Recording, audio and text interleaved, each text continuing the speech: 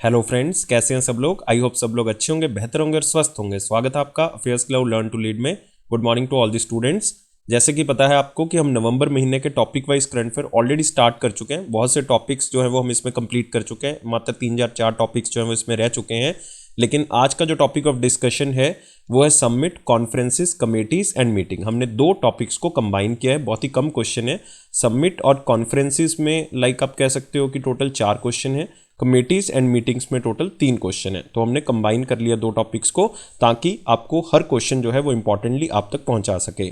बहुत ही important summit और conferences है। ध्यान से सुनना है इस वीडियो को और बिल्कुल लास्ट तक जो है वो जरूर देखना है। लेकिन सबसे पहला टॉपिक जो इसमें डिस्कस करेंगे वो समिट एंड कॉन्फ्रेंसेस करेंगे। लेकिन सबसे पहले आप हमारी एप्लीकेशन को डाउनलोड कर लें, करियर्स क्लाउड को अपने गूगल प्ले स्टोर के ऊपर जाएं और इसको डाउनलोड करें। उसके बाद अपनी ईमेल आईडी के थ्रू लॉगिन कर लें और लॉगिन करने के बाद क्रैक करंट अफेयर्स के ऊपर क्लिक करना है। आप 1 साल या 2 साल की सब्सक्रिप्शन जो है वो बाय कर सकते हैं। दोनों का ही प्राइस बहुत कम है। एक बार मेरे कहने से प्राइस जरूर चेक करें, आप खुद हैरान हो जाएंगे कि इतने कम प्राइस पे हम आपको बहुत सी चीजें प्रोवाइड कर रहे हैं।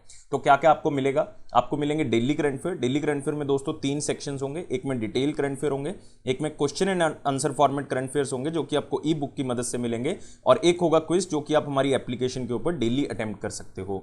ऐसे ही वीकली सेक्शन तैयार किया गया जिसमें आपको 2 पीडीएफ्स मिलेंगी, जिसमें एक डिटेल करंट अफेयर की होगी, एक क्वेश्चन एंड आंसर फॉर्मेट होगा, लेकिन एक क्विज होगा जो कि हर हफ्ते आप हमारी एप्लीकेशन के ऊपर अटेम्प्ट कर सकते हो। नेक्स्ट होगा मंथली सेक्शन। इसमें 4 तरह की पीडीएफ्स मिलेंगी जो कि अलग अलग तरह से आप यूटिलाइज कर सकते हो। जैसे कि स्टडी पीडीएफ है, ये डिटेल करंट अफेयर है जिसमें आपको थ्योरेटिकल करंट अफेयर मिल जाएगा। एक क्वेश्चन एंड आंसर फॉर्मेट में जितने भी करंट अफेयर डिटेल में मिलेंगे वो क्वेश्चन एंड आंसर फॉर्मेट में इसमें मिल जाएंगे, तो प्रैक्टिस यहां से कर सकते हो। बेस्ट 100 करंट अफेयर्स भी आपको दिए जाएंगे जो कि उस महीने के बेस्ट करंट अफेयर्स होंगे। उसमें 100 करंट अफेयर जो है वो क्वेश्चन एंड आंसर फॉर्मेट में आपको दिए जाएंगे। एक पॉकेट पीडीएफ होगी, मतलब जल्दी जल्दी में करंट अफेयर्स को रिवाइज करने के लिए 2 लाइन में 3 लाइन में, तो आप इसका यूज कर सकते हैं।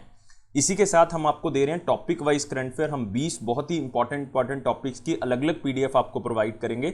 अगर आप पर्टिकुलर किसी एग्जाम के लिए कुछ टॉपिक्स को रिवाइज करना चाहते हैं, जैसे कि आप इंपॉर्टेंट अपॉइंटमेंट्स को रिवाइज करना चाहते हैं, अवार्ड्स को रिवाइज करना चाहते हैं, तो इस पीडीएफ के थ्रू आप कर सकते हैं।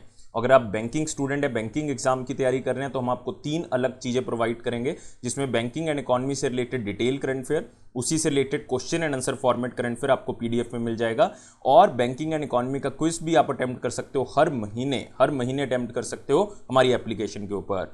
और अगर जितना भी करंट अफेयर अभी तक हो चुका है, जैसे मान लो आपका एग्जाम जो है वो 30 मई को है, तो 29 मई तक जितना भी करंट अफेयर हो चुका है वो सारा का सारा एक ही पीडीएफ से रिवाइज करने के लिए उसी साल का आप एग्जाम पीडीएफ का यूज कर सकते हैं।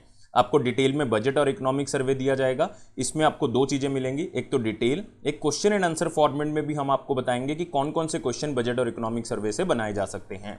और अगर आप किसी भी स्टेट एग्जाम की तैयारी कर रहे हैं तो हम आपको हर स्टेट का, हर यूनियन टेरिटरी का करंट अफेयर भी अलग से प्रोवाइड करते हैं। तो ये सारी चीजें दोस्तों अलग अलग नहीं, सिर्फ एक ही सब्सक्रिप्शन में आपको मिलेंगी। सिर्फ आप हमारी एप्लीकेशन को डाउनलोड करें, क्रैक करंट अफेयर्स के ऊपर क्लिक करके उसको सब्सक्राइब करें। उसके बाद जो है वो आप 10% एक्स्ट्रा डिस्काउंट भी ले सकते हो। वो मिलेगा आपको अगर आप इस कोड का यूज करोगे ASH10 का। लेकिन किसी भी तरह की क्वेरी है तो इस ईमेल आईडी पे हमें मेल कर सकते हैं, इस नंबर पे हमें कांटेक्ट भी कर सकते हैं। तो स्टार्ट करते हैं नवंबर के टॉपिक वाइज करंट अफेयर, जिसमें हम आज 2 टॉपिक्स को कंबाइन कर रहे हैं, एक समिट एंड कॉन्फ्रेंसेस को, एक कमेटीज एंड मीटिंग्स को। तो ध्यान से इस वीडियो को लास्ट तक सुनना है, जिसमें हम पहला टॉपिक कवर कर रहे हैं समिट एंड कॉन्फ्रेंसेस, जिसमें हम 4 क्वेश्चंस कवर करेंगे। और इसमें पहला क्वेश्चन है, कौन से पॉइंट करेक्ट हैं अगर हम देखें 15th edition urban mobility India conference and expo 2022 का। तो इसमें बहुत ही इंपॉर्टेंट चीजें हैं, इस क्वेश्चन को वेरी इंपॉर्टेंट में मार्क कर लें। सबसे पहले इंपॉर्टेंट है कि ये urban mobility and India conference and expo हुई कहाँ पे है। तो आपने याद रखना है ये केरला में हुई है, और इसका उद्घाटन जो है वो 2 मिनिस्टर्स की तरफ से बेसिकली किया गया है। इसलिए ये क्वेश्चन जो है वो और भी बहुत इंपॉर्टेंट हो जाता है। किसने इसका उद्घाटन जो है वो किया है? एक तो हरदीप सिंह पुरी जी ने और एक पिनराई विजयन जी ने। तो आपको पता होना चाहिए कौन है हरदीप सिंह पुरी जी, जो कि minister of housing and urban affairs हैं, और पिनराई विजयन जी चीफ मिनिस्टर हैं केरला के, क्योंकि ये केरला में हुई है, एग्जैक्ट जगह कोची है। और ये 15th एडिशन है इस मीटिंग का। तो ये 2-3 चीजें याद रखने के बाद फिर हम बढ़ते हैं कि कौन से पॉइंट इसमें से सही हैं। तो देखते हैं, पहला पॉइंट है 15th एडिशन इस urban mobility India conference and expo का कोची में हुआ, केरला के अंदर, अभी करके हटे हैं। थीम क्या है? आजादी @ 75, सस्टेनेबल आत्मनिर्भर अर्बन मोबिलिटी। तो मतलब हमने जो ट्रांसपोर्ट है अर्बन एरियाज में वो आत्मनिर्भर बना रहे हैं, सस्टेनेबल बना रहे हैं, अच्छा बना रहे हैं, तो उसके ऊपर हम फोकस कर रहे हैं। तो इस थीम को आगे बढ़ाया गया है। तो इसका मतलब ये स्टेटमेंट तो बिल्कुल सही है। और इस कॉन्फ्रेंस एंड एक्सपो को ज्वाइंटली ऑर्गेनाइज किया ministry of housing and urban affairs को और गवर्नमेंट ऑफ केरला की तरफ से। तो ये बात हम पहले ही कह चुके हैं कि दो बंदों ने इसको इनॉग्रेट किया है, एक तो हरदीप सिंह पुरी जी, एक पिनराई विजयन जी। तो ये स्टेटमेंट भी बिल्कुल सही है। त्रिवेंद्रपुरम इन केरला जो कि मोस्ट सस्टेनेबल ट्रांसपोर्ट सिस्टम का अवार्ड जीतता है क्योंकि उन्होंने बहुत ही अच्छा बस रैपिड ट्रांजिट सिस्टम जो है वो चलाया है। ये बात गलत है, यहाँ पे त्रिवेंद्रपुरम केरला नहीं है, ये आएगा अहमदाबाद गुजरात। याद रखना है अहमदाबाद गुजरात। तो सी स्टेटमेंट गलत हो जाती है क्योंकि अहमदाबाद गुजरात को मिला है most sustainable transport system award क्योंकि उन्होंने अहमदाबाद बस रैपिड ट्रांजिट सिस्टम जो है वो चलाया है। और अगर त्रिवेंद्रपुरम केरला आपको पूछ लिया जाए, उनको मिला है प्लानिंग के लिए, ट्रांसपोर्ट प्लानिंग के लिए अवार्ड जो है वो दिया गया है क्योंकि उन्होंने शहरों के अंदर लोगों की मदद से ट्रांसपोर्ट प्लानिंग को बेहतर बनाया है। तो इसका मतलब यहाँ पे करेक्ट स्टेटमेंट पूछा है, करेक्ट स्टेटमेंट जो है वो ओनली ए एंड बी है। तो आंसर यहाँ पे ये नहीं होगा, ओनली ए एंड बी का मतलब आंसर क्या होगा, इसका सेकंड होगा। अगले क्वेश्चन के ऊपर आते हैं। उस यूनियन मिनिस्टर का नाम बताना है जिसने recently first virtual global skill summit, virtual थी मतलब ऑनलाइन मोड में हुई है, ग्लोबल स्किल समिट थी। ये यूनियन मिनिस्टर धर्मेंद्र प्रधान जी के साथ कौन से बंदे ने जो है वो इस जो कॉन्फ्रेंस है या समिट है इसको चेयर किया है, ये है पीयूष गोयल जी। तो आंसर क्या होगा इसका, 4 होगा। तो union minister of education Dharmendra Pradhan ji, union minister of commerce and industry Piyush Goyal ji, दोनों मिनिस्टर इस मीटिंग को चेयर करते हैं जो कि पहली बार ग्लोबल स्किल समिट हुई है, वर्चुअल हुई है। तो जगह याद रखने की जरूरत नहीं है। इसको 4 मिनिस्ट्रीज ने ऑर्गेनाइज किया है। कौन कौन सी, ministry of external affairs, ministry of commerce and industry, ministry of education and ministry of skill development and entrepreneurship. और इसका मेन मकसद यही है कि हम किस तरह से स्किल्ड वर्कफोर्स के ऊपर काम कर सकते हैं और खास करके जो बाहर हमारे स्किल्ड वर्कर्स काम कर रहे हैं उनसे सहायता लेके हम किस तरह से स्किल्ड वर्कफोर्स इंडिया में भी तैयार कर सकते हैं। तो उसके ऊपर यह फोकस करती है वर्चुअल ग्लोबल स्किल समिट। अगले क्वेश्चन के ऊपर आते हैं। हु हैज रिसेंटली इनॉग्रेटेड, किसने उद्घाटन किया है 2 दिन की इंटरनेशनल कॉन्फ्रेंस हुई जिसका थीम था role framework capacity of election management bodies. तो क्या रोल है इलेक्शन मैनेजमेंट बॉडीज का, किस तरह से उनका फ्रेमवर्क है, मतलब क्या वो काम करना चाहती हैं या क्या करना है उन्होंने, और क्या उनकी कैपेसिटी है या कितनी कैपेसिटी को बढ़ाया जा सकता है, इसके ऊपर एक कॉन्फ्रेंस की गई है इंटरनेशनल लेवल पे और ये इलेक्शन कमीशन से रिलेटेड है। तो राजीव कुमार जी ने इसका उद्घाटन किया है जो कि चीफ इलेक्शन कमिश्नर हैं इंडिया के। तो याद रखना है ये 2 दिन की जो इंटरनेशनल मीटिंग हुई है ये 31 से लेके 1 नवंबर के बीच में हुई, मतलब 31 अक्टूबर से 1 नवंबर के बीच में। थीम मैं आपको बता ही चुका हूं।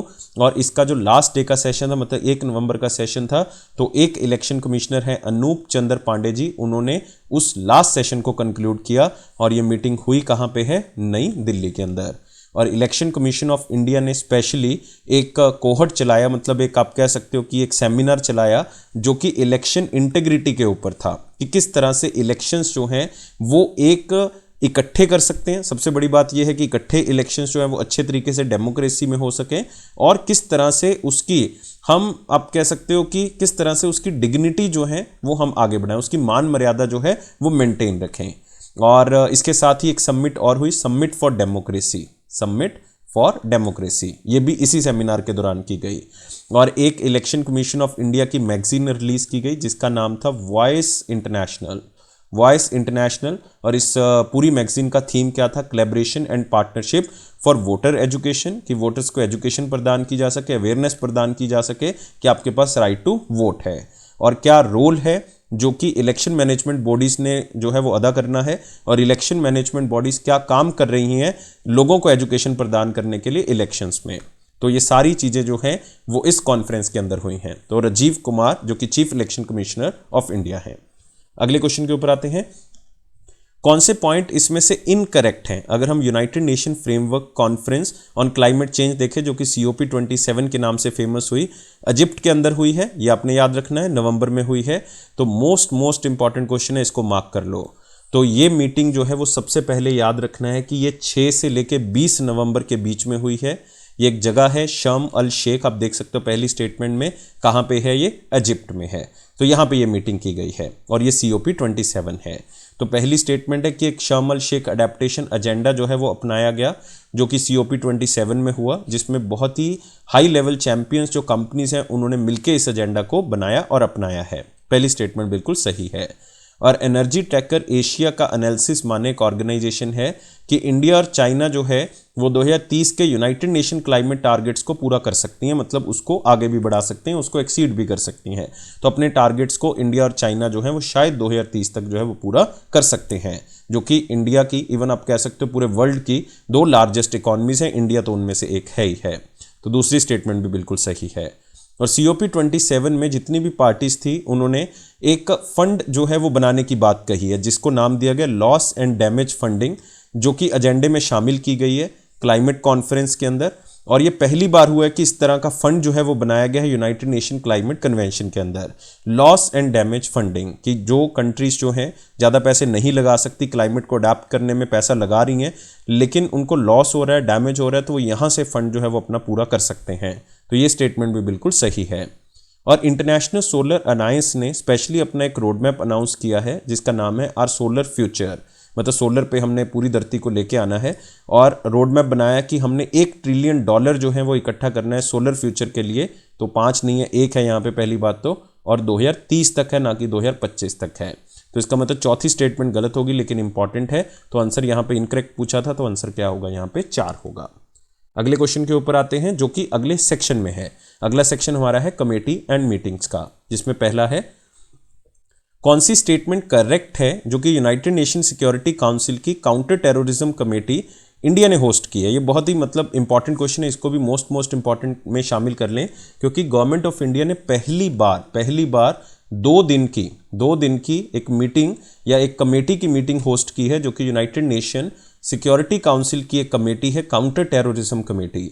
और ये मीटिंग 2 दिन चली है, जिसमें एक दिन जो है वो ये मुंबई में होस्ट की गई, एक दिन दिल्ली के अंदर होस्ट की गई 28 और 29 अक्टूबर को। तो पढ़ लेते हैं एक बार पॉइंट्स को। फर्स्ट टाइम इंडिया ने इस तरह की मीटिंग को होस्ट किया है, 2 दिन इसको होस्ट किया, हम बात कर चुके हैं, एक मुंबई में, एक नई दिल्ली के अंदर। और ये काउंटर टेररिज्म कमेटी की मीटिंग थी, बिल्कुल सही स्टेटमेंट है। रुचिरा कंबोज जो कि परमानेंट रिप्रेजेंटेटिव हैं इंडिया के यूनाइटेड नेशंस को, उन्होंने इस कमेटी की मीटिंग को होस्ट किया या इस कमेटी की मीटिंग को चेयर किया। तो बिल्कुल सही स्टेटमेंट है, नाम बहुत इंपॉर्टेंट है। रुचिरा कंबोज कौन है, परमानेंट रिप्रेजेंटेटिव है इंडिया के यूनाइटेड नेशंस में, important question. Next, non binding document एक साइन किया गया, जिसको दिल्ली डिक्लेरेशन कहा गया, क्योंकि ये दिल्ली में भी मीटिंग हुई है, जिसका मेन मकसद यही था कि जो नई और इमर्जिंग टेक्नोलॉजीज हैं वो टेररिस्ट यूज ना कर सके अपने पर्पसेस को पूरा करने के लिए, उसके ऊपर की गई है, और ये नई दिल्ली वाले सेशन में की गई थी। तो ये भी स्टेटमेंट जो है वो बिल्कुल सही है। तो इसका मतलब सारी स्टेटमेंट सही है, तो आंसर क्या होगा, ऑल ABC। अगले क्वेश्चन के ऊपर आते हैं, कौन सी स्टेटमेंट इनकरेक्ट है, सही नहीं है COP19 को लेके। COP19 बेसिकली किस चीज़ की है, ये साइट्स की है। फिर से मोस्ट इंपॉर्टेंट क्वेश्चन में इसको मार्क कर लें। साइट्स मतलब convention on international trade in endangered species of wild flora and fauna. तो इसका मतलब आप कह सकते हो कि जो पेड़ पौधे हैं, जो जानवर हैं, जो इंडेंजर्ड स्पीशीज के अंदर, इंडेंजर्ड प्रजातियों के अंदर डाले गए हैं, उसका इंटरनेशनल ट्रेड लेवल पे रोकना, ये ऑर्गेनाइजेशन को बनाने का मकसद था। तो ये 19th मीटिंग इसकी हुई है, कहाँ पे हुई है, पनामा सिटी में हुई है। पनामा सिटी में सबसे पहला पॉइंट यही है कि ये कहाँ पे हुई है, इस चीज़ को आपने याद रखना है।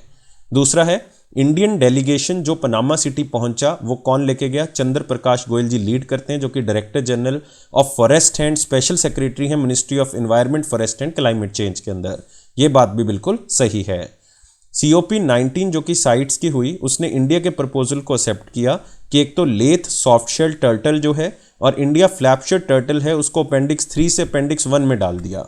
तो अपेंडिक्स जो है वो उनकी कैटेगरीज हैं कि कौन सा जो प्रजाति है वो कितना इंडेंजर्ड में है, कितना जो है वो ख़त्म हो चुका है, कितना कहाँ पे है, तो उसके बारे में बताता है। तो यहाँ पे थोड़ी सी स्टेटमेंट गलत है। तो यहाँ पे जो लेथ सॉफ्टशेल टर्टल लिखा हुआ है ये तो बिल्कुल सही है, लेकिन फ्लैपशेल टर्टल नहीं है। फ्लैपशेल टर्टल की जगह यहाँ पे क्या आएगा, रेड क्राउंड रूफ्ड टर्टल। इन दोनों को, लेथ सॉफ्टशेल टर्टल और रेड क्राउंड रूफ टर्टल को अपेंडिक्स 2 ना कि 3 में, क्योंकि एक ही जंप मिलेगा, 2 नहीं मिलेंगे, तो अपेंडिक्स 2 से अपेंडिक्स 1 में डाल दिया है। तो तो ये बात बिल्कुल सही है, लेकिन हमने सही किया है तो इसका मतलब स्टेटमेंट तो गलत हो गया। तो तीसरा स्टेटमेंट गलत है। चौथा है COP19 जो कि साइट्स का है, उसने एक्सेप्ट किया इंडिया का प्रपोजल कि जो सी कुकम्बर्स हैं उनको अपेंडिक्स 2 में डाल दिया जाए। तो ये भी बिल्कुल सही है, जो समुंदर खीरा है, समुद्री खीरा, उसको अपेंडिक्स 2 में डाल दिया जाए। तो इसका मतलब ये भी स्टेटमेंट जो है वो बिल्कुल सही है। तो इसका मतलब जो इनकरेक्ट स्टेटमेंट है वो ओनली 3 है, तो इसका मतलब आंसर क्या होगा यहाँ पे 3 होगा। अगले क्वेश्चन के ऊपर आते हैं।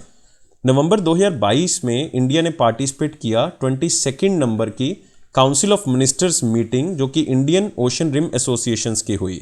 बहुत ही इंपॉर्टेंट क्वेश्चन है क्योंकि इंडियन ओशन रिम एसोसिएशन की 22 काउंसिल ऑफ मिनिस्टर्स की मीटिंग हुई है। ये कौन सी कंट्री ने होस्ट की है? तो सबसे पहले आपको पता होना चाहिए कि इंडियन काउंसिल या इंडियन ओशन रिम एसोसिएशन जो है उसकी अध्यक्षता इस साल कौन कर रहा है? उसकी अध्यक्षता कर रहा है बांग्लादेश। मतलब चेयर कौन है? बांग्लादेश। तो आंसर यहां पे क्लियर है कि क्या होगा, 4 होगा।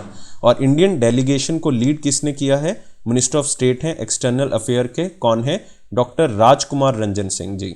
डॉक्टर राजकुमार रंजन सिंह जी।